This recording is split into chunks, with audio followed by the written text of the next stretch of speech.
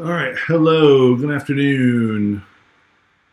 You're not in the wrong place. I am here for Unit 2 office hours. Don had something come up, so I'm here in his place, trying to see if I could get this process to speed up a bit here. I've been running this grid search for this first NLP problem for about 15 minutes, and it's not done. So I was trying to speed up the priority of this process, but I seem to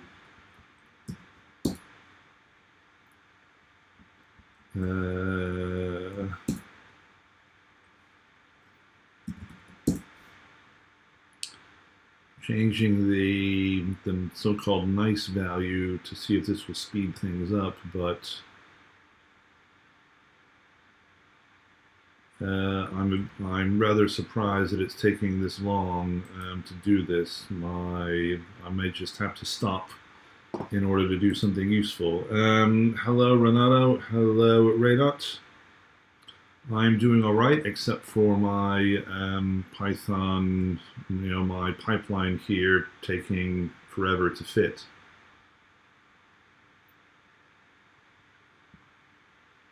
So again, I might just stop this process because it's been running for 15 minutes now, nearly 16 minutes.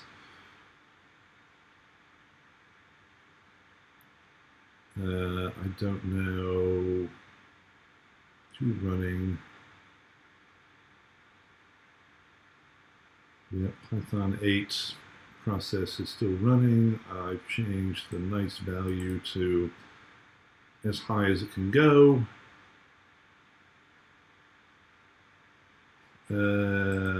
So it's probably not important to actually finish this process, right? You guys did this problem yesterday. Yeah. NLP problems can, be notoriously long to fit just because it's a large amount of data that you might be fitting.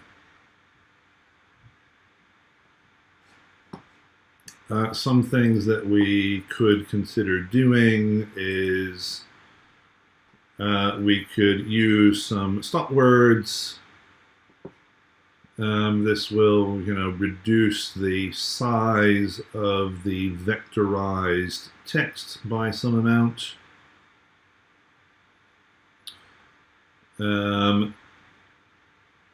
But we probably don't want to use Spacey to do this. Spacey is slow.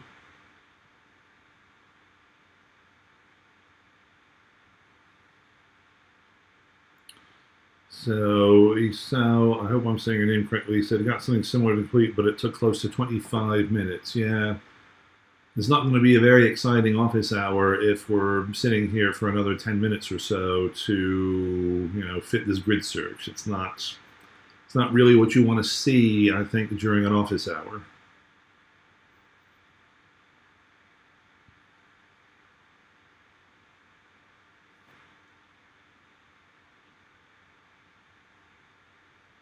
I think Don told me he was talking to you guys yesterday, and there's a suggestion.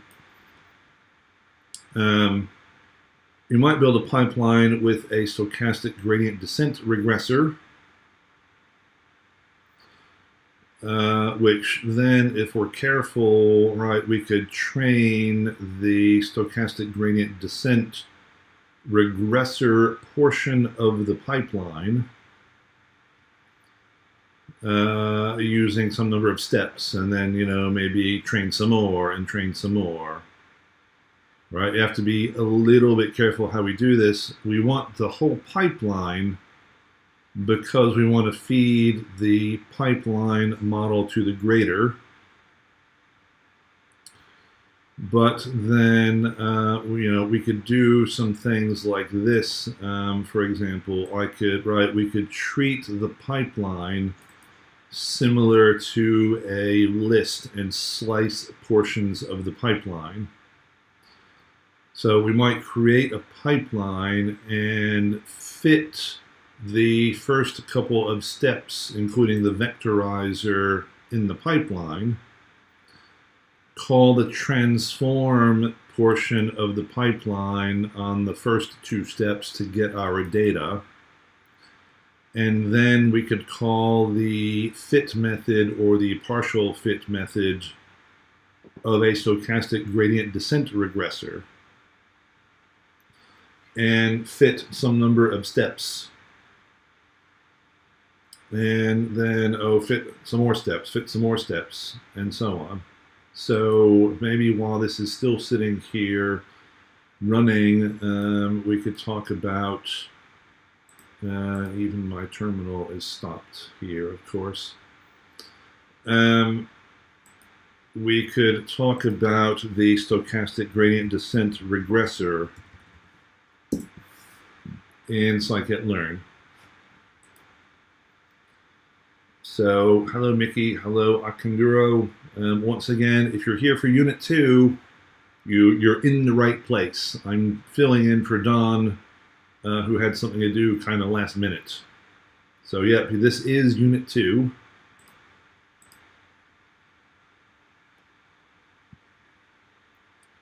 Don should be back tomorrow, I believe.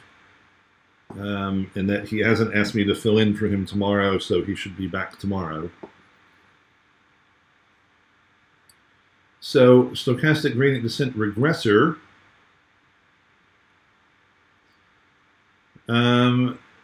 It gives us some options right here.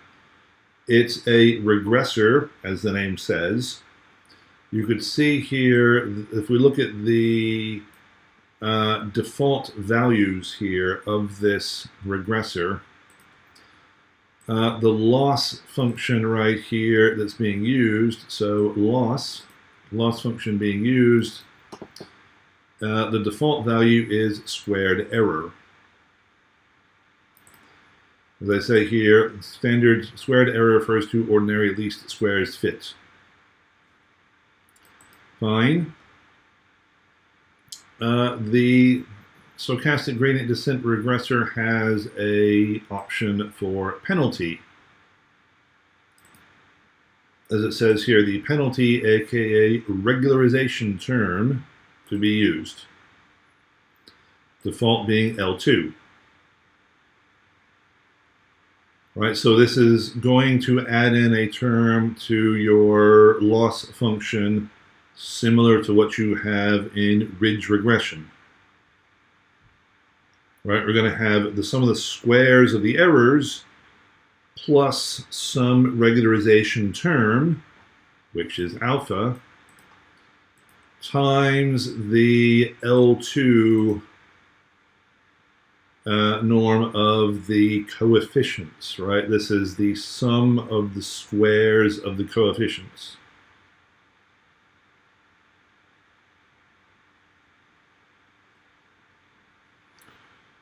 And we could specify an alpha value and so on, some other values similar to other regressors. The thing about stochastic gradient descent regressor is that this has a parameter called warm start.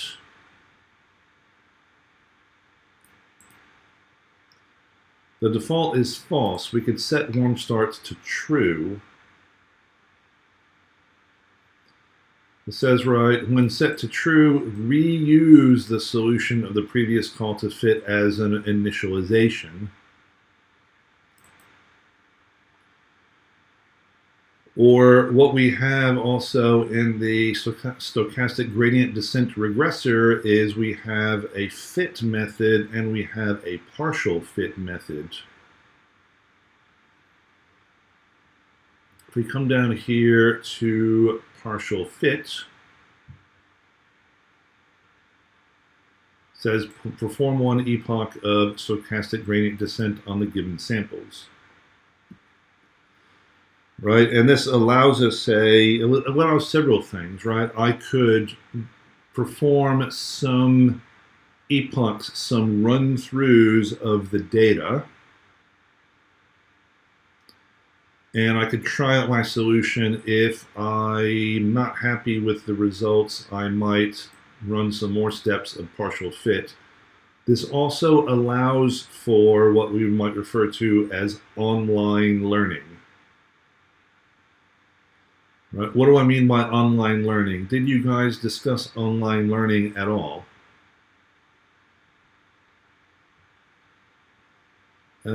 So stochastic gradient descent regressor is like a feedback function. I'm not sure I understand what you mean by that. It's a regressor. I'm not sure what you mean by a feedback function.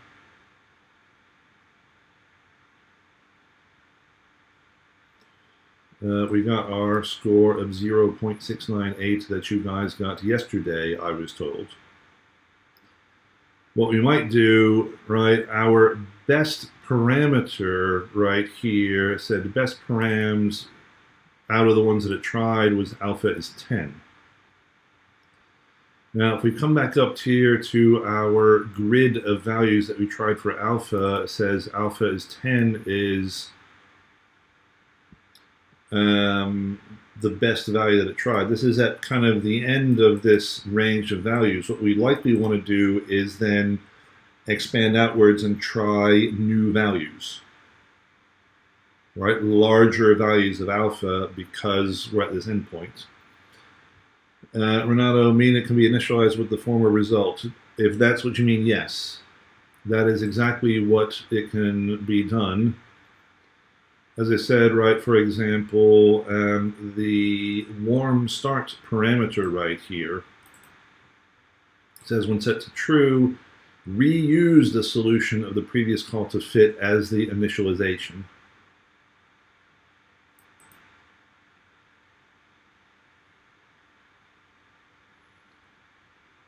So if we do this, right, as we said, we could call partial fits.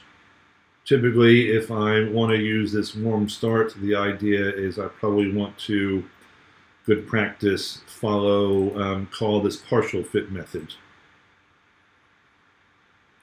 says here, because the learning rate is adapted depending upon the number of samples seen, calling fit resets the counter. Partial fit will result in increasing the existing counter. This is a kind of internal counter that the object is maintaining.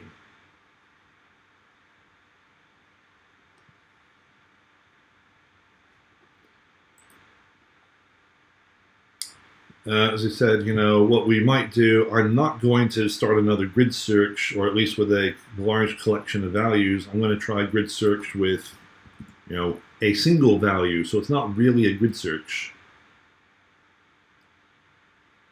I might just replace this with, you know, right, but I have one value. So it's not really quite a grid search. I'm just going to, you know, try this one value. So what I should probably do is just erase grid search and say ridge with alpha is 100. Right, but you know, the main idea is, well, you guys can try further grid search to find a good value for alpha right here, right? I'm not going to sit here for another 20 minutes while we try, you know, 5 more values of alpha to find the right one. You know, this is something that you could do, right? This stopped because, well, it's, as I said, it's only doing one value of alpha.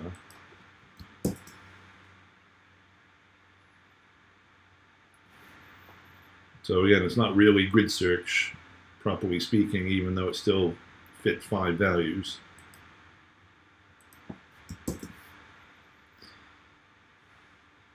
Well, this gives me a score bigger than 1 on the grader, right? What is the score if I call the score method on my model? What does score mean here?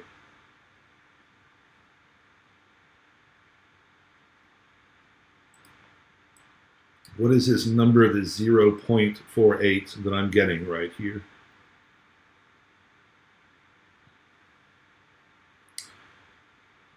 Mickey, what do you mean by invert the predicted values?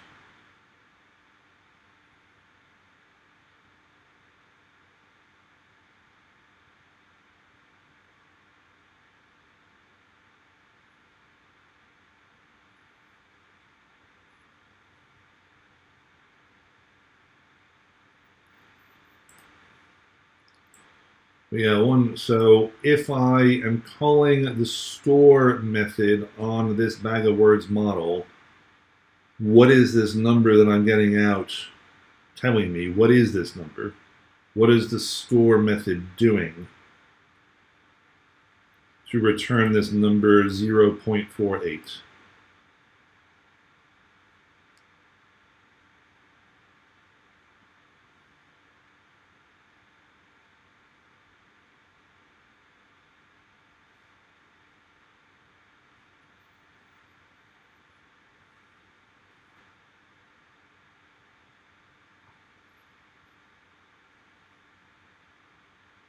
Anybody have any idea?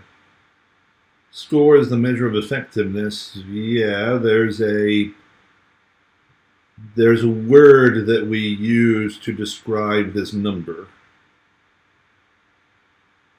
A special phrase. How well it's performing, yes. This gives the blank score. What is the blank right here?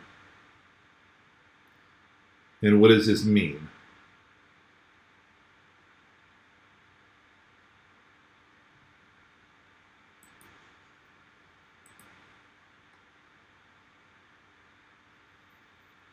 There's something under metrics. ML metrics. How do we measure the performance?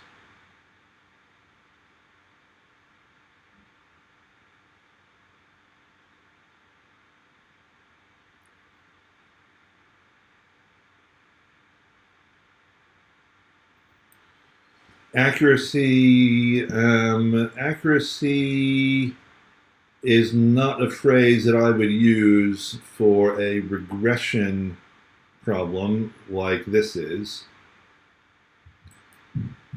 Right, even though these scores, so these scores or ratings are numbers, we're treating the ratings as continuous numbers.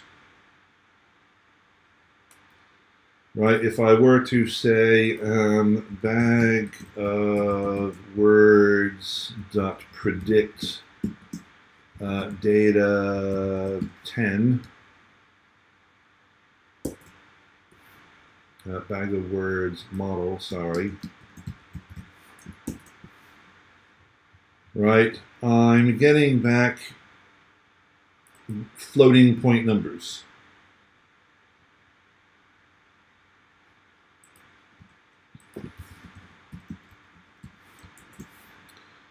So even though my ratings, where's my ratings? It's my ratings that I want. My ratings are stars, which I think they're all from values 1 to 1, 2, 3, 4, or 5.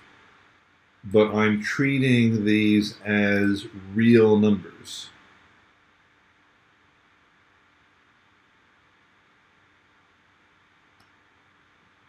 So this was something that was talked about in this metrics notebook. And in particular, right, it says here, another common metric for regression is R squared, also known as the coefficient of determination. This score you get right here out of this model, this is the R squared score. This is the R squared score of the regressor.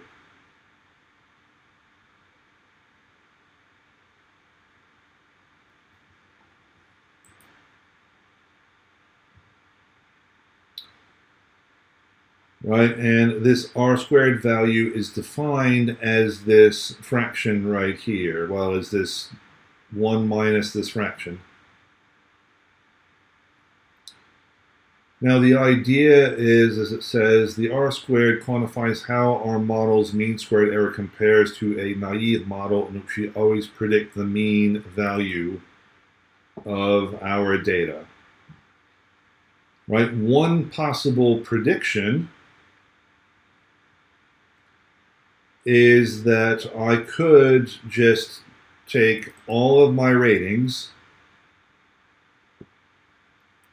compute the mean value of all my ratings, and regardless of what anyone writes in their review, I'll just say, oh, they're going to give this a rating of whatever this mean value is.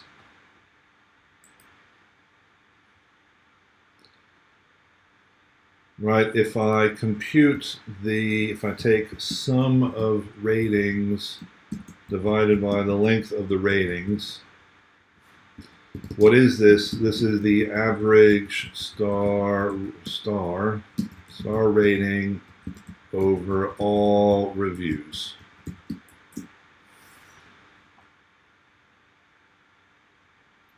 Right, on average, the average star rating for each of these reviews is quite high. It's 4.22.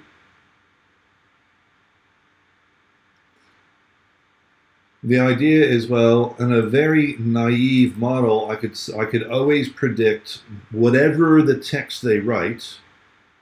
I might always predict this average value. Right, that will give me a prediction.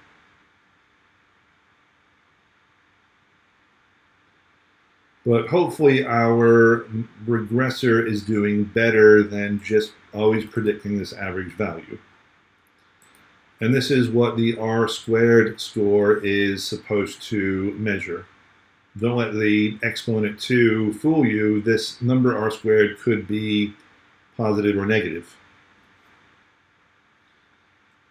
Right? So this numerator of this fraction right here, this numerator of this fraction, what are we doing? We're comparing the predicted values. So f of xi is the predicted value. We're comparing the predicted value with the real value and squaring and summing up over all our observations, right? This is basically a measure of the variation. You know, how much does our model explain the variation of these star ratings compared to this denominator, which is the naive model where we always predict the mean value? Right? Hopefully our model is doing better. We're getting closer to the real values. This number R squared, the maximum value of R squared is 1.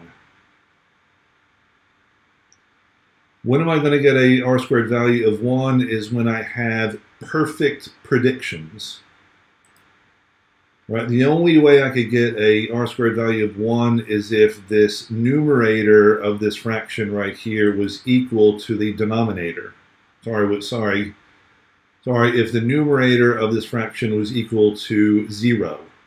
It's the only way that I'm going to get a value of 1 for my R squared score. The numerator of this fraction has to be 0. If my numerator of this fraction is 0, that means that my model is perfectly predicting the real values. Not likely to happen. right? But if my model is perfectly predicting the real values, this numerator as fraction is 0, and my R squared score is 1.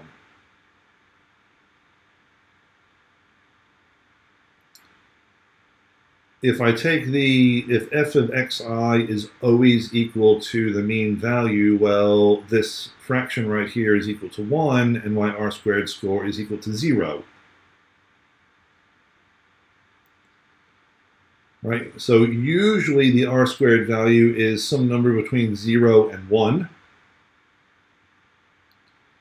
The closer to 1 that R squared value is, it basically means, well, our model is predicting the true values better. It could turn out we have a very bad model. We get an R squared score which is less than 0. That just means our model is really, really terrible, and we shouldn't really be using it. So again, this score value, this score method is giving me an R squared score. So this is saying that our bag of words model is predicting about 48% of the variation in the star ratings.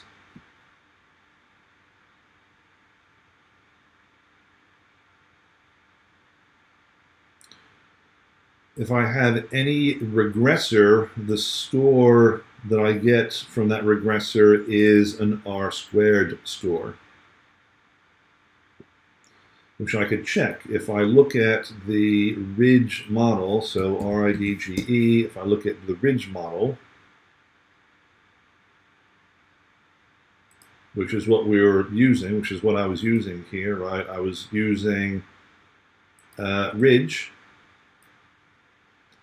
If I look at the ridge model and I look under the methods, I find a score method. This returns the coefficient of determination of the prediction, or the so-called R squared value. Right, and what's happening here, that this score method is doing the following. It's taking the feature matrix X as input. In this case, it's taking our data. It's taking our data matrix. It's calling the predict method on data and getting predictions. And then it's computing the R squared score. You said, how is it possible the R squared value is smaller than 0? Well, this does not mean a square of a number, right? It's this fraction right here. It's this fraction that is the R squared value. This R squared could be positive or negative, right? It's 1 minus this fraction. If the numerator is larger than the denominator, well, this fraction right here is going to be larger than 1. We're subtracting this number which is larger than 1 from 1. We'll have a negative number. So this doesn't mean, you know, it's a square of a number called R. It's, you know, it's this fraction right here. So if the numerator is larger than the denominator, the R squared value is going to be negative. That just means our model is terrible. So the mean squared error is larger than the mean squared error of the mean model. That means we've done a really, really bad job of making a model. Right? So it's because it's this fraction right here. This is what's known as the coefficient of determination, or the R squared value. I don't know where the name R squared comes from.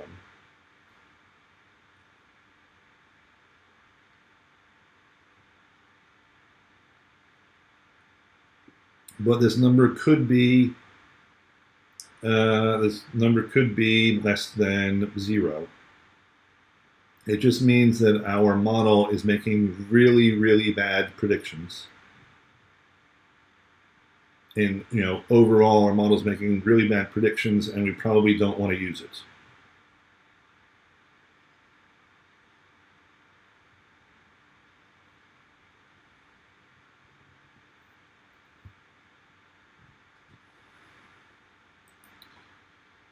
And that's what we're saying here. You know, as this is saying, the best possible score is 1. It can be negative because the model can be arbitrarily worse.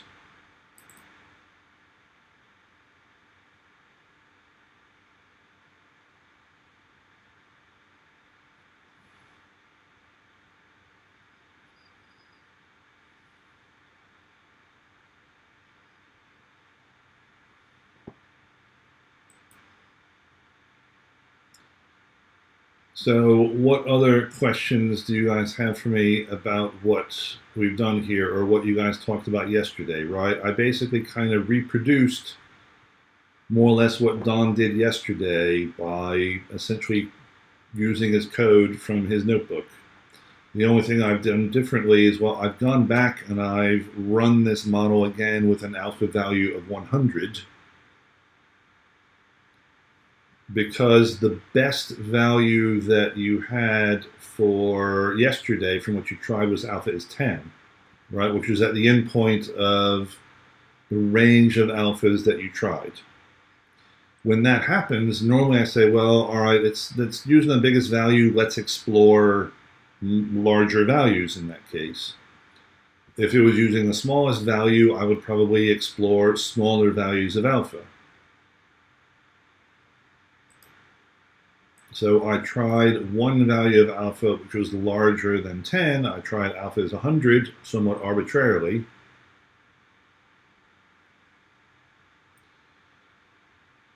And then my greater score happened to, be bigger than 1. This means that the model that I built is performing better on the test data than the model. Are there any considerations when determining the alpha values to use? Not necessarily. I mean, the values of alpha that will sort of give the best performance could very much depend upon the data that you're using as inputs. This is kind of why we need to use something like grid search or randomized search to, try and help us find a good appropriate value for alpha. Typically what I do when I'm searching on alpha first is I will try, like a kind of logarithmic scale. I'll try like, maybe 0.001, and I'll multiply by 10. Oops. And I'll multiply by 10, and I'll multiply by 10, and multiply by 10, and so on. Right? I try a so-called logarithmic scale first. I could get this kind of logarithmic scale using NumPy. Have I imported NumPy? So minus 2 to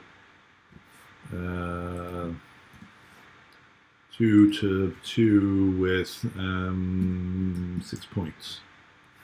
We haven't imported NumPy, so import NumPy as NP. Right, NP log space will give me a number of points on a logarithmic scale, right? This is 1 times 10 to the power minus 2. This will give me 6 points, kind of evenly spaced on this logarithmic scale.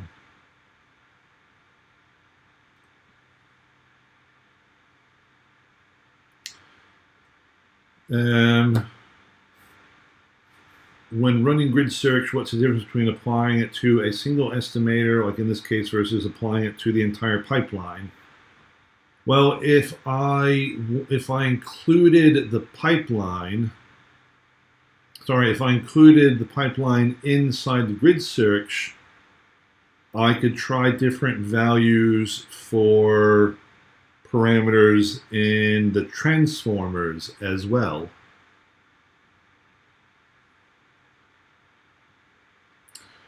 Right, like even this count vectorizer has different values, different parameters that we might try when we create the vectorizer. So, for example, if I were to look at the count vectorizer,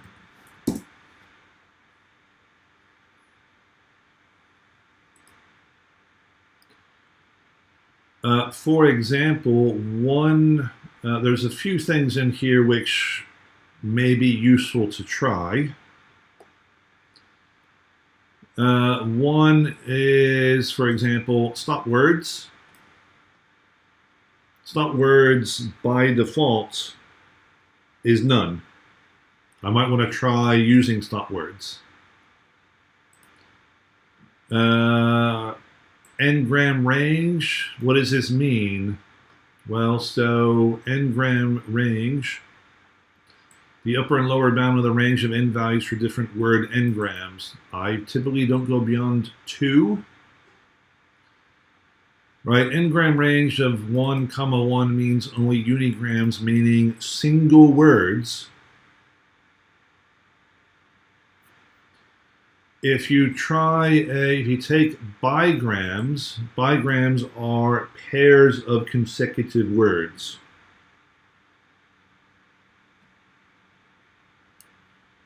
Trigrams, if I had 3, this would mean, triples of consecutive words in our text.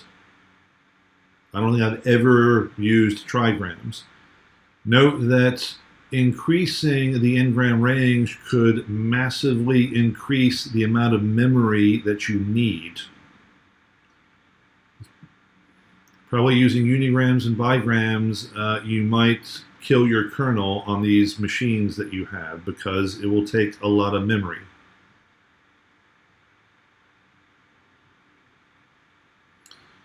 Right, but I might want to try different values for n-gram range.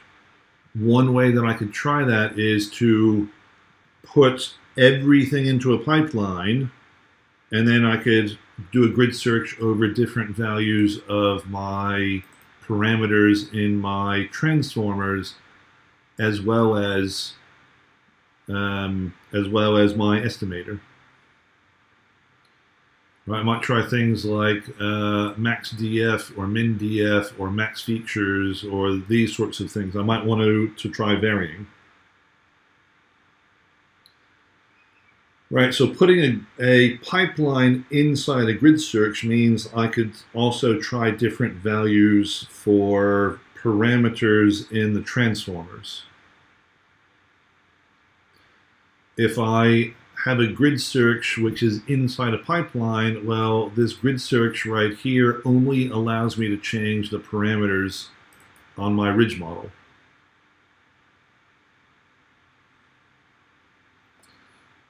So we could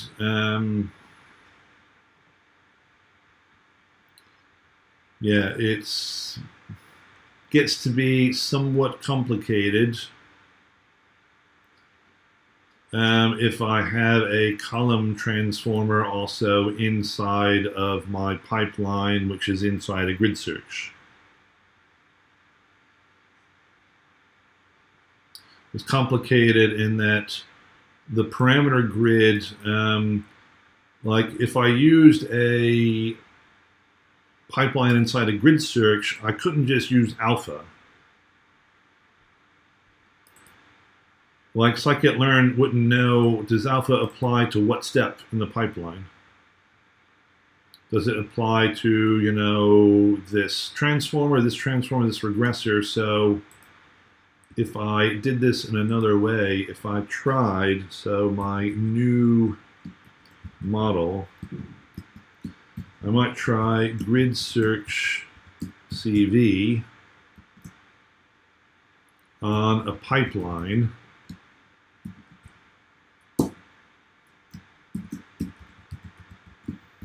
When I make my vectorizer will be my 2 data frame model, 2 data frame transformer. Oops, sorry, this is my converter to use.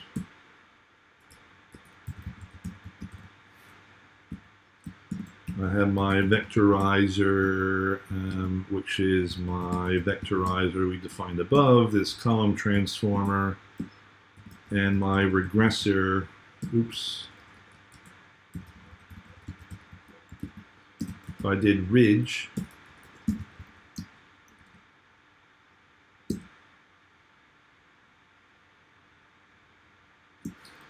right, if I did my pipeline, so this is my pipeline right here, now I would need to specify a param grid.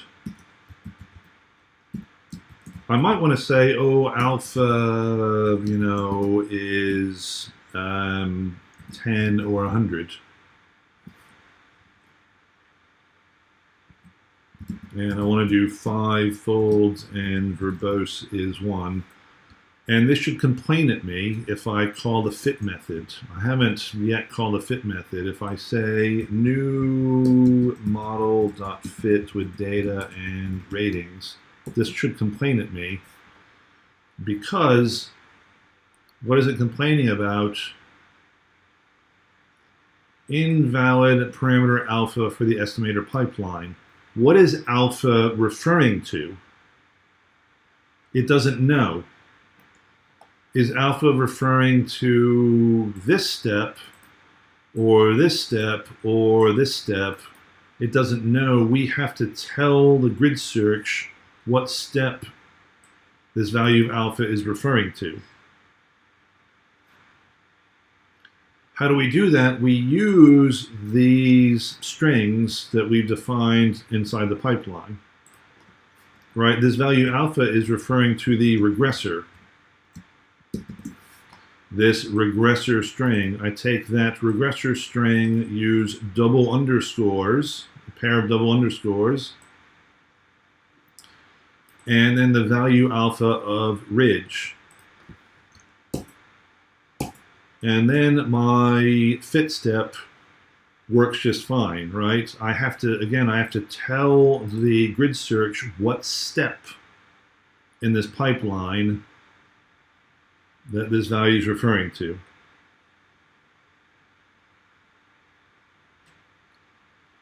But if I put my pipeline inside a grid search, then in principle what I could do is I could vary my parameters of my transformer.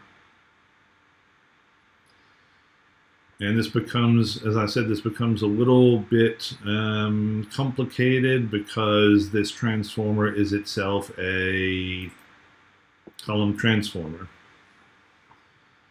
I think what I have to do is, you know, I would need to basically say, oh, it's this step in my column transformer is this step in my, you know, inside my column transformer, and it's this kind of parameter for this vectorizer. So I think my param grid would be vectorizer, double underscore, vectorizer, and then double underscore something like min df or max df.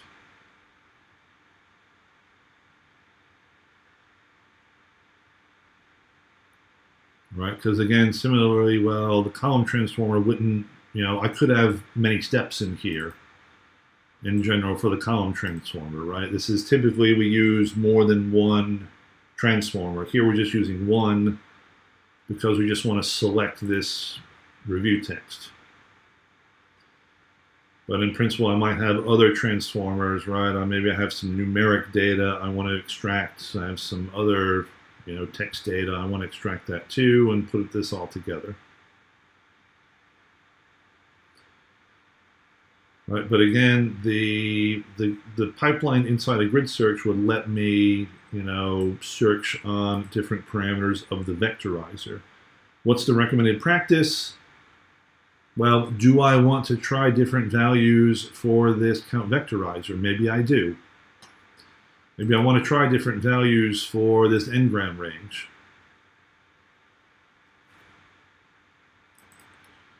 Or I want to try different values for this max features. If that's the case, well, then I would want to make my pipeline, put my pipeline inside the grid search.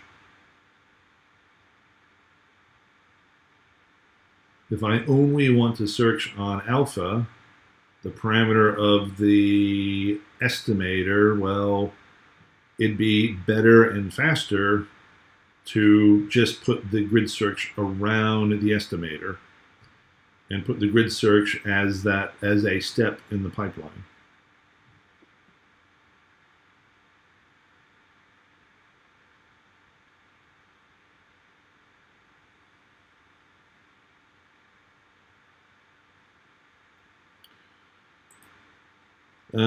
You could also ask Don that question. Don, I know Don has a nice, kind of explanation, right?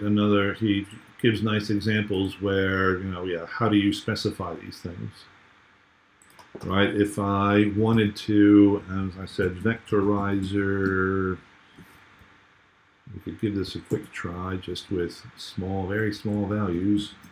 Vectorizer max features, say 100 and 200.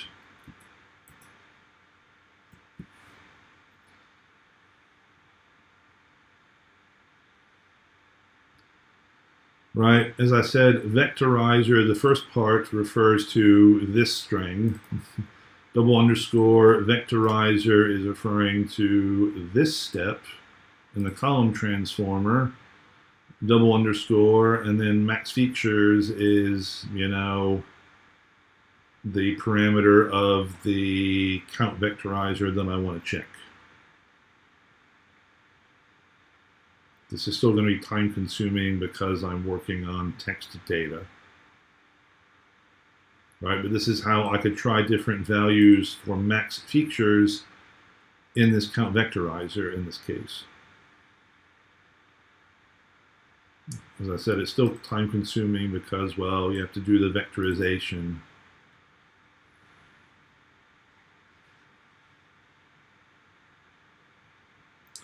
Right, but here's how I could try. I could try different values of alpha for ridge and different values of max features for this count vectorizer right here.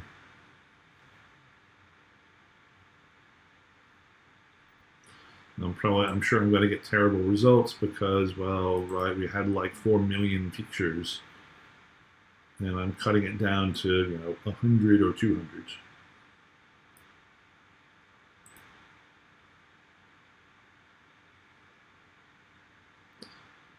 But it's more so the case I just wanted to demonstrate the syntax.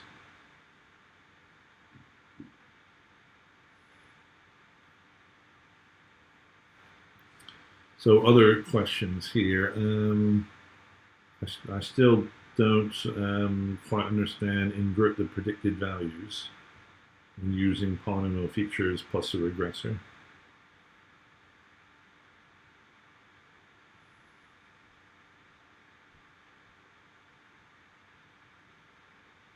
There are ways. I'd have to remind myself if I'm doing grid search, but say I'm not changing one of my transformers, there's ways I should be able to cache the transform values and speed things up, but I couldn't do that here if I'm changing parameters over the transformer itself.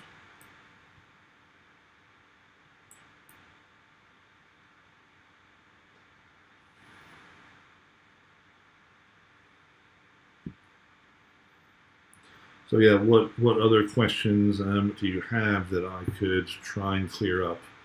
I will say I'm sure Don's probably said this to you several times, but I repeat this a lot when I'm talking about scikit-learn.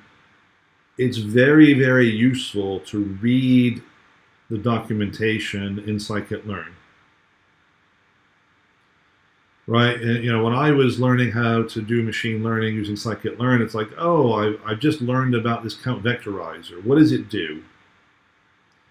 Right, what are the kinds of things that I could change in this transformer? Right, this is a transformer.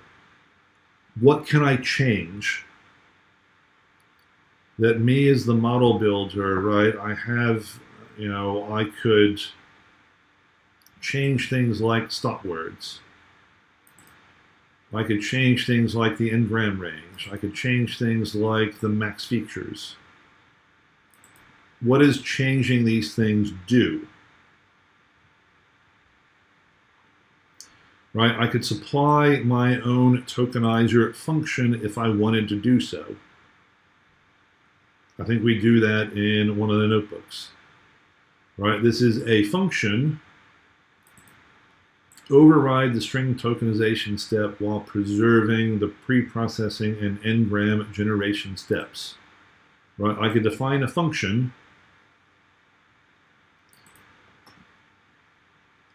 that, as it said, override the string tokenization step. This is basically how you split the text into words.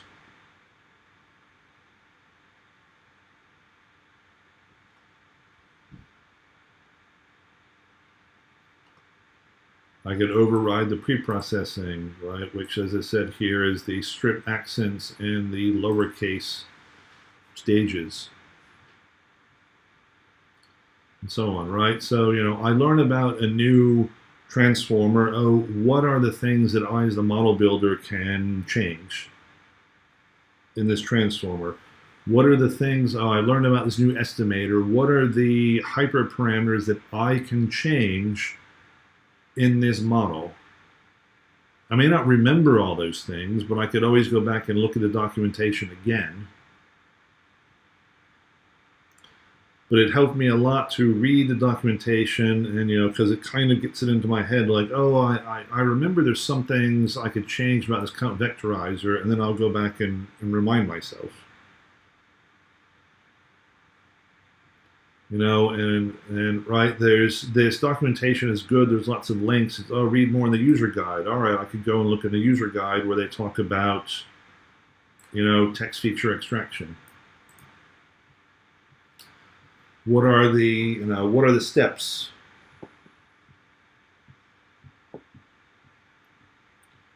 What's the tokenizing? I want to count or normalizing and so on, right? I could get more explanation about all these steps and get some examples and look at, the different kinds of options that I have available.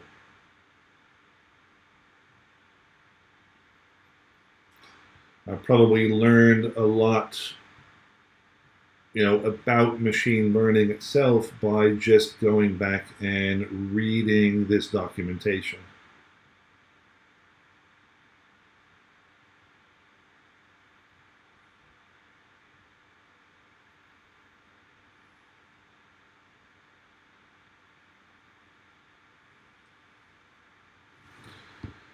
So, obviously we're trying to point you to the most important things in the notebooks that we have, but we certainly can't cover everything that is in scikit-learn.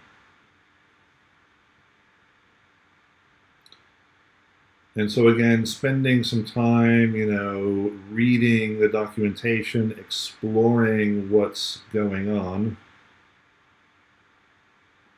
is useful to do.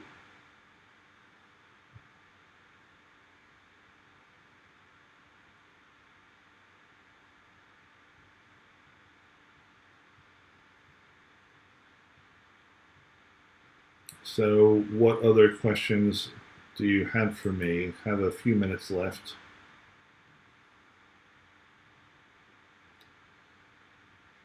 The second question right here says, using raw counts, raw word counts,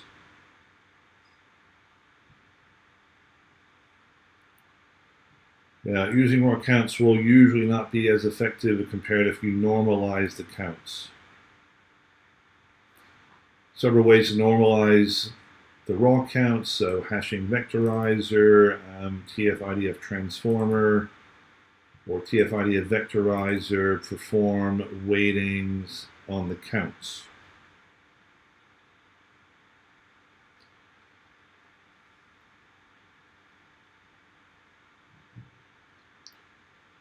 Because, right, like some words which, if I'm not using any stop words up above here, some words would appear very, very often. So the words the and of and or and so on, they'll appear very often. but they're less informative.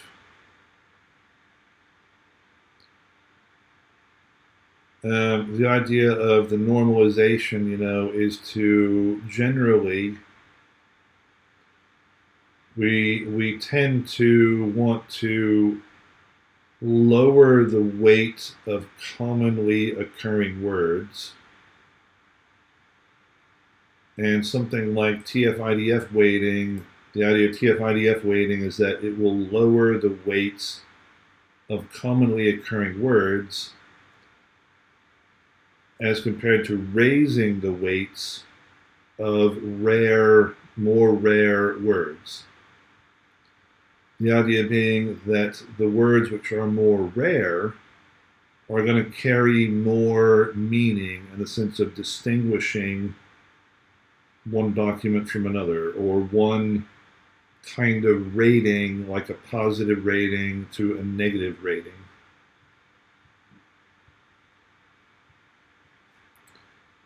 So that's generally why, the normalization of these word counts is performed.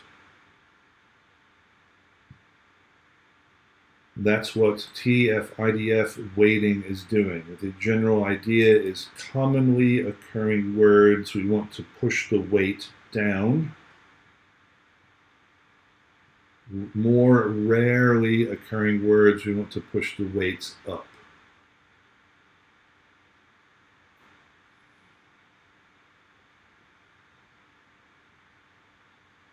And again, I could come over here to, well, this is, in fact, is where this is talking about it, right? TF is term frequency.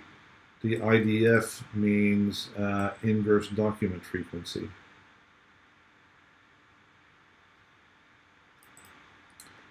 And there's a definition right here for inverse document frequency. Which again, you could read the definition and see what it's saying. I have 1 plus n over 1 plus dft plus 1 right here. So n is the total number of documents in a document set. dft is the number of documents in the document set that contain term t. So a rare word, this fraction right here will be larger.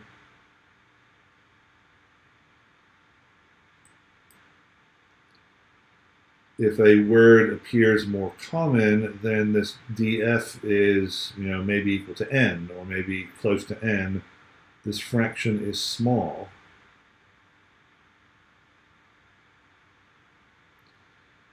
So this IDF, TF-IDF of a term in a document is defined as this product. TF is the number of documents, the number of times a term appears in a particular document.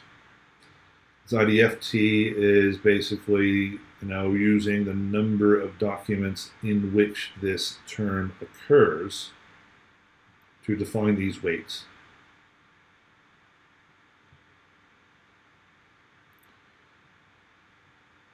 IDF it's a heuristic measure. It's a measure that seems to work well in practice.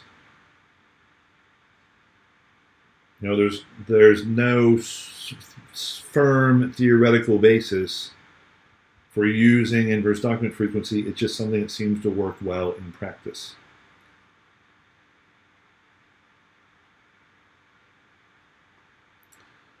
So I seem to have reached the top of the hour. So I'm going to end things there today. As I said, Don will be back tomorrow with you. Thanks for your questions, thanks for your attention, and I will wish you all a pleasant evening, or pleasant day, as the case may be.